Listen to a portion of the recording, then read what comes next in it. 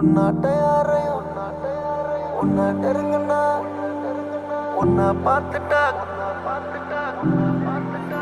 உனக்கு நான் டெக்ஸ்ட் பண்ணது கண்ணத்துல நீ கிஸ் பண்ணது கடைசியா உன்னை நான் மிஸ் பண்றது எதுவும் இங்க தற்செயல் இல்ல ரெண்டு பேரும் ஒரே வீட்டுல குடி பூந்து வெறும் அன்பை மட்டுமே பகிர்ந்து உன்னை மேரேஜ் செஞ்ச குழந்தை பெப்பது நிச்சயம் இல்ல ஏன்னா நான் உன் கூட கம்மிட் ஆகவும்